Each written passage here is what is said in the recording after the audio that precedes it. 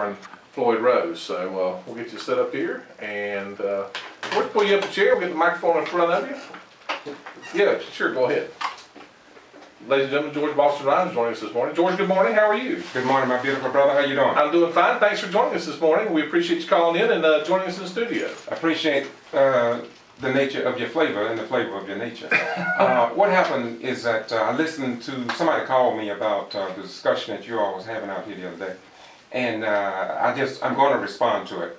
But maybe I won't have to now. Well, that will. And so anyway, well, I'm talking about on my radio broadcast. Oh, okay. And so first of all, I want to thank Black Crow Media. I really do. I used to criticize you guys, but I found out in truth that when you look at other radio stations, they don't even do what Black Crow Media has done. And so although I may not agree with the elected officials coming out here and not going to all of the people's radio stations that they listen to, I was pretty hard on them, and I apologized some months ago about that. I believe in the basics of truth, and I will stand for that until I die. But what I heard you all talk about was the word racist. You used the word racist. You talked about Reverend Rose not getting with the school superintendent, Kaysen. Mr. Bill Love said that Mark George, Lee Touchton, Reverend Rose, and myself have a golden opportunity to go sit down with the superintendent, and we had failed to do so. I have absolutely no problems dealing with Mr. Kaysen. I have had him on my broadcast at least twice. Mr. Kaysen and myself have walked the streets in the Hudson Docket area, knocked on doors, greeted people, been to the Mildred Hunter Center. I've taken 15 children down to the Board of Education, and we have discussed on issues that's concerning the school. Mr. Kaysen will tell you, and he will tell me, because he has told me before, that we are friends. There is no opposition. We disagree with Mr. Kaysen not letting our children listen to the President of the United States. Now, back on point with the school board the other night, if I may. Please. I don't deal with a lot of the racist stuff that I hear in the country today. And so if you'll go back and you check your tape, because I did record that program, you won't find nothing that I said about the firing of Mr. McDuffie, etc., etc. He was not fired. Well, I mean, retired. Right, Retired. Thank you very much. Thank you very much, my beautiful brother. Thank you so much. And because I love the truth. And what I talked about was the fact of the points of history. That's where I came from. I talked about the 40 years of us being under a court order, not 30, as Mr. Love stated. And I know I'm correct, and I know he's wrong. And I love him, I respect him. But at the same time, as you address, and Mr. Love addressed George Boston Rhynes, I just wish that you be reflective of who I am and my character. Personally, when I listen to people talk about me in terms of racism, I've been doing this since '75. Most of my broadcasts, as you see, I have a tape recorder here. I got a video running. Everything I do in my life is like that when it comes down to radio, television, and what I do. Because there is no hatred in me. And I also know that all the venom that I hear against our Executive Commander-in-Chief is uncalled for. I did 20 years in this man's army. And America is the greatest nation on the face of the earth today, I believe. Absolutely. And so I respected all other presidents. Even when we could not even vote, when we were considered 3/5 of a human being, etc., etc. I'm not going into that, because history is the best rewarder of all research. And so what I want to do is, I came out here mainly because I really was going to eat breakfast. But I knew what I was going to do on my broadcast. But now I must admit, I wasn't planning on it. I said, I'm not going to get behind the mic. So you convinced me to come. Because really, what I was going to do, I really was going to just go and deal with it later. But I'm going to tell you something. Now, you may not believe this. To you who are listening may not believe this. I got greater respect for you. Because we can have different mindsets. But if we can sit down and dialogue like we did on the battlefield in Vietnam. I'm a Vietnam era veteran, disabled veteran. But regardless of all our differences, when we can sit down and dialogue and challenge the minds, that's what I respect most about this republic. But I will say again, you will, radio listeners, you will be getting the complete Board of Education meeting on my YouTube channel, Boston G.B.R. As Paul Harvey would say, you will get the rest of the story. Kay Harris of the Valdosta Daily Times, I want to say to you, you got it wrong too. There's things that you said in that paper are totally incorrect, especially what I said. I didn't say anything about Martians. Now let me make it clear since I'm behind the mic what I did say. This is your chance. What I said was this. If Martians came down to Earth, and if they walked in a school system where there were no Martians, how would they feel? Now that just was to make an illustration. I thought I was talking to a group of people with at least of average intelligence. And so when you have average intelligence, you'll know what I mean. What I meant is that the civil rights movement, when you break it down and dissect it, it said the same thing that I was saying. They saw a need to include people that had been locked out from the time that they came to these shores in the year 1555 aboard a slave ship called Jesus, captained by one Sir John Hawkins, a white European slave trader. So when they saw what had happened to these people, then they went back to try to make it correct. And this is what makes the founding fathers of this republic so great. Now, brother, do you have any questions? Well, I want to get steers back on point because talking about the decision made by the school board, you and Reverend Rose were upset. I'm assuming that, tell me if I'm incorrect, you were upset that the principals, Rufus McDuffie and Sandra Allen, were not replaced by African American principals. Am I correct? Mr. McDuffie, Mr. Chris Beckham, first of all, I really did not get an email that Mr. Love talked about. I really don't know what happened on that. And first of all, no, that was your question directly. No, I'm not upset. Okay. I'm not upset because of the fact that I read the newspaper and I understand what was said. But I also know something else, Mr. Chris. Mm-hmm. I know that in the black African American experience, we have blacks in positions of power, but they are not in power. And so what happens when that happens is that you have a black man or woman sitting in position, but they can't speak from their heart and from their mind. So what they do, sometimes they'll do things, but they'll say, well, that's a personal issue, whatever it may be, and they won't say nothing. And so many in the black community believe that there's more to the story than what has been reported. It may not be the case. It may not be the case. But too often, this is what happens. Now me, if you notice, I didn't address none of that. Mm-hmm. If you go, right. I'm going to have it on Boston G.B.R. YouTube and you'll be able to see. I didn't address any of that. What I addressed was the fact that we only have 32 seats in a metro city.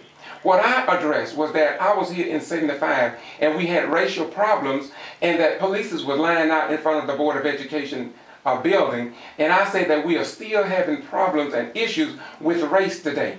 These are the type levels and points that I made, but I don't want to get into that because it's already on Boston G.B.R. So I didn't address that. Now, next question, please.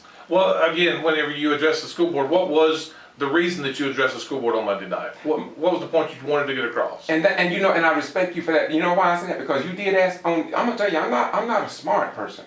But I'm at least of average intelligence, the military says. And so now, the reason I addressed the board was number one, was the fact that we, the people, have a voice. And that when we come to our elected officials, they should listen to us.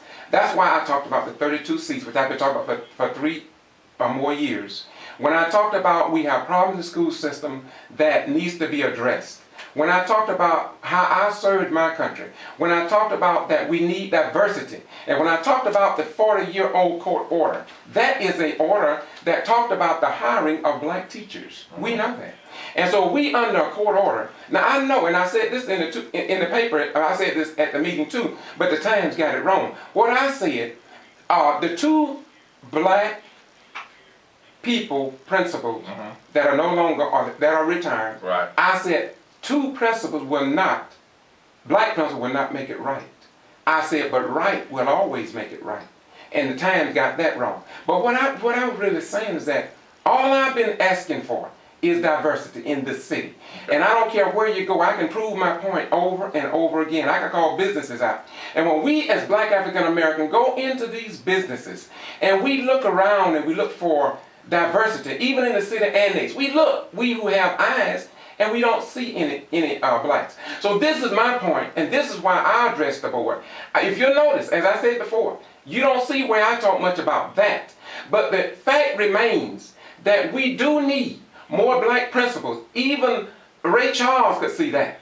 And Ray Charles could see that we need more black educators as well. Now, for the Kay Harris to say, and you asked me why, this is why I came before the board. Now, if she would ask, she said in the paper that we have a problem with whites being in certain districts and that they are the ones that need some employment. Well, look at the income. Mark George and Aris Santos and SCLC and NAACP leaders came together and they put together a video called A Chorus of Fear. And in that video, it's online, just Google A Chorus of Fear. A lot of people haven't watched it, but they need to. They highlighted what happened. The disparity between black income and white income is a matter of record. We can talk about it and feel bad about it, but it is what it is, as my friend Doc Robinson says. Now, again, and I think we're getting short of running out of time, but I do want to bring this point up because the feeling that I had from it was, you're absolutely right. We've got problems in our public school system, and no one can deny that. And those problems, I mean, teenage pregnancy and discipline in the classrooms and all of those things go back to a lot of issues that our educators face. When accusations like this are made, that kind of, I think, deflects the attention from some real problems that we have. And that was kind of my issue with it. My beautiful brother, my beautiful brother, my beautiful brother. I love you, man. And the reason I respect you because you are saying the same thing that you said on the broadcast Tuesday. And when you hold true to what's inside of your heart, I respect that. Now, that is so true. Look, my beautiful brother, we know that money controls most of everything today, even people's religion. So if black kids are living in the ghetto, and if they look around town and don't see their mothers, their fathers, their sisters, their brothers, their uncles not owning any of these businesses for the most part, they can't even take a vacation to go to Atlanta, let alone to Paris or Senegal or Timbuktu, or to look at other monuments like Crater Lake or something like that. And so you're dealing with the mindset of a group of people been locked out of the system for so long. And if these children, even the ones that are breaking into the convenience stores, I don't justify what they're doing. The ones who are selling drugs, the ones who refuse to go to school, some who must come home and listen to their parents in the school system, tell what they go through every day along the racial divide, but the teachers can't say nothing because even Georgia is an at-will to work state, which means you can be fired for good cause, bad cause, or for no cause at all. Now, if what I really wanted to address is the Board of Education meeting with problem in the janitorial service. There is major problems. And my beautiful brother, one thing about Brother Rhynes, I don't know why it is, but people call me, both black and white. I fight just as strong for white folk and I do for black folk. And they know this in the community. And this is why the professors, the white professors at VSU, people at Moody Air Force Base respect me. Because they know me. They internalize Brother Rhynes. And I am that I am. So to bring it in, you stuck to what you said Tuesday. And you are correct that the issues in school, most all my siblings except one, and 6 of us, are educators. And so we know what goes on to the school. So we know how bad these kids are in these low-income areas. And most of them are black. And I'm not going to back off of blackness and saying what it is because it is the truth. And I've sat down with Sam Allen. I can go down, Mr. Kaysen give me open door. I go to Mr. Kaysen anytime. We go down and just talk in general. But if there are no blacks in the administration when a black person walks up there in that front office, it is what it is. That's another point I addressed too.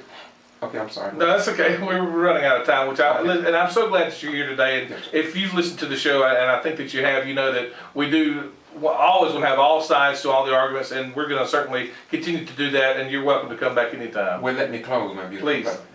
I once again, to the owners of Black Crow Media, I apologize when I used to be on y'all case so hard. But when I found out that the other local radio stations were not even doing what you were doing, I had to back off that horse. And that's what makes me what I am. I'm not too proud, and I try to be very careful what I say, because I think that I'm intelligent enough to say something without hurting your feelings. Absolutely. And so I want to say even here today that if I said anything to hurt your feelings, or anybody out there in radio land, I want to ask your forgiveness, because that's the way Brother Rhynes walked. That's the flavor of my nature, and that's the nature of my flavor. And so to you all, I want to say y'all have a nice day. I love you all. And by the way, I know there's very little respect in terms of, I won't say respect, but I will say people really hate our president. I love him because, number one, he's the first black African-American president. He has not, I repeat, he has not taken away anyone's rights. He haven't denied anyone the right to vote. The things that we have, as black African Americans, have endured under some of the other, all 43 white male presidents. President Barack Obama has not done that to not a single American citizen as of today. I can't speak for tomorrow. And so we respect him in the same manner we respect the others. Some others we may not have liked because we would consider 3/5 of a human being under some of the others. But there's one thing, we respect the office of president. I didn't criticize them when I wore uniform, and I won't do it today, nor will I criticize you, Mr. Beck, because I love you just that much. And I respect you as well. Thank you so much. So much. That's a handshake. Radio friends, we reach across and we shaking hand. I got a black hand, he got a white hand, and we gonna keep it right just like that. Absolutely. And we want to be tight like a thumbtack. So until next time, this is your little brother, Brother Rhynes, saying bye-bye, we're gone, and we loved you just that much. George Boston Rhynes in the studio with us this morning. We're going to take a quick break and come right back. Chris Gay, candidate for coroner, will be joining us after the news at the bottom of the hour, and more of the morning drive coming up right after this on News Talk 105.9. This is WVGA. Now, you know something? I just made it in. See, I get it from both sides of the fence. Yeah. Now I'm sure somebody gonna get me because of why I say I didn't when I stood for that board, I didn't address the issue of the retirement because I read what's in the paper. Right. And I hadn't talked to nobody else. Go back, I'm gonna put it on YouTube, you'll see it. Say, I don't deal in And I've seen your stuff on YouTube. I don't deal in Yeah. stuff like that. I don't deal in stuff. If it's not factual, Brother Rand don't want it. Well, we don't need it. I don't want it. I don't want it. But look at you all have a good day, man. Listen, I appreciate And you know what? You may think I'm joking, but I'm gonna talk now. Now you know what? You may think I'm joking, but now I had something. I may be out of town, but I will. I got to go back and add something now. That's what we did today. I got 11 minutes left, and I'm gonna commend you for this. Well, listen, here's my card. Yes, sir. Stay in touch with me. Yeah, well, I called you out here before, and I thought you were gonna call me because I'm gonna tell you I'll be out anytime because I'm on any issue. It don't matter to me. Well, see, I me so I have your address and we can stay in touch. And I'm on you, man. We'll do that. hey, George, thank you, man. Thank you, my beautiful brother. This cat walked up, opened the door. I love his spirit too. I don't know, he might be you all right, bro? He's good. Right. Thank you, George. Yes, sir. All right, man. Take it easy. Yes, sir.